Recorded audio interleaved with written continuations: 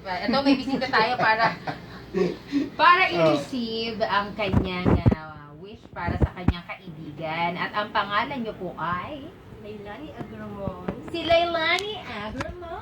Yes. Kung naaalala niyo siya, ay tumawag para mag-wish sa kanyang kaibigan na buntis at hindi nga masyado makakilos dahil pinag-bedrest ng first trimester. Ano nga ba yung sinabi niyo noon, Ma'am Lailani, nung araw na tumawag kayo? Actually, hindi ko alam kung bigla na lang, basta yung tinanong niya na kung ano yung wish, Wish, oo. hindi ko maisip anything for me, but instead for her, Hmm. na syempre, kaibigan slash kumare slash office mate. Saka parang ang sa akin lang yung giving back to her, yung whatever she have done to me. Ayun. So, ang hiniling niyo po para kay ate ay Bottle sterilizer. bottle sterilizer. At syempre, ang bottle sterilizer ay ginrent ng isang angel natin. At andito yung ating buntis kasi requirement talaga namin ang kasama. Baka ibenta kasi ni Ebra mo. Ayan, kamusta buntis? Paano mo nalaman? Or paano niya sinabi sa'yo na may surprise siya for you? Kinakabahan ako.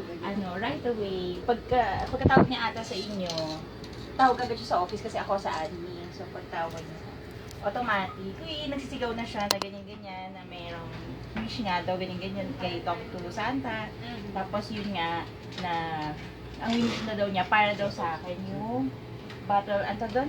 Bottle sterilizer. So ngayon yun. nagulat ka, may pumasok na kahon. Oo nga, ay, ang laki. Oo, bottle sterilizer. Pero sabi ni Angel, with something, with cell. Ay, my goodness. So, Parang daig pa yung ano. Oo nga, kaya nga kami lahat gusto namin Shower. anak eh. Dahil dyan. Oo At nga. syempre yung angel natin, kay Agramon, ano gusto mong sabihin na nag-grant yung wish para sa iyong kaibigan? Sobrang surprising lang talaga na Buntis buksan mo habang nagtitake. on that very day, na on that, wala pang 1 or 30 seconds na bigla nung nag-text si Santa Angel na granted na yung wish. Talagang parang yung typical na nanalo sa kung saan, Parang contest, Parang diba? Pero contest. ito, alam mo naman na purely, ito'y bigay lang ng ating mga kabarangay. Noong una, parang isip baka alangan, yung Huwag ka mag-alala, Agramon, ipopost natin sa Facebook yan, pwede mo i-download. Na-excite siya!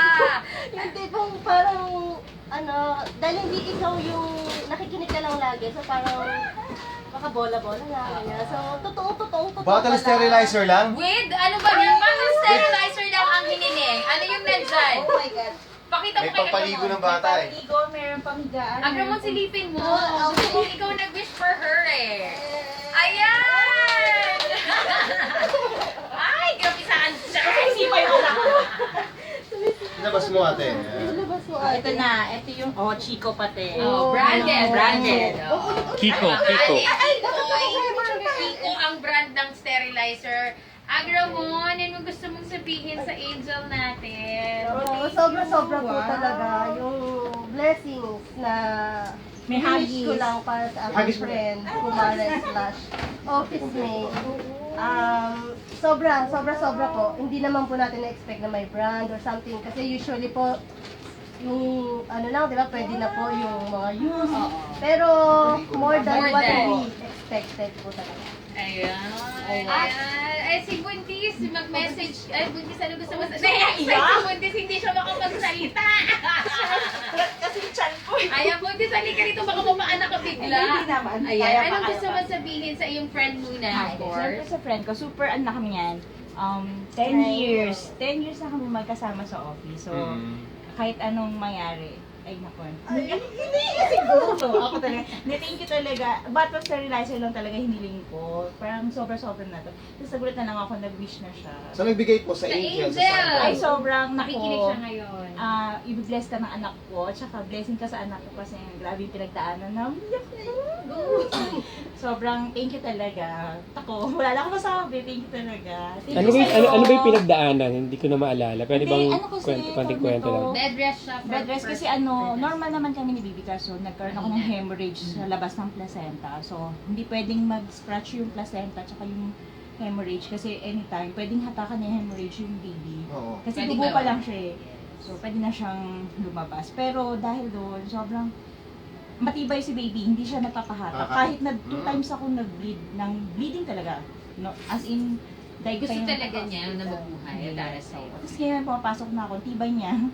Yun. Super lang siya. Thank you. Yay! Praise God. At para sa yan, mula sa ating angel na nagbigay. At Merry Christmas daw po sa inyo. Thank you. Merry Christmas. Like ko pa yung anak ko, ha? Brand new na. Ayan, excited sobra ang dalawang Pang second baby.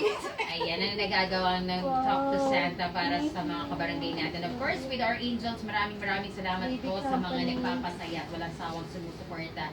At syempre sa mga nag-wish, wag po kayo mawala ng pag-asa. Huwag magsaan. Ay, para sa akin, po sa hindi inyo na ako mga makapasok. kapuso, mga kabarangay. Susunod na si Papa Balgal para sa programang 3Play. Ako po si Mama Elma. Papa Kiko. Si Papa Obet. Tawanan ang problema. I-talk to Papa na. Merry Christmas! Bye. Thank you! Ayun, dami ah.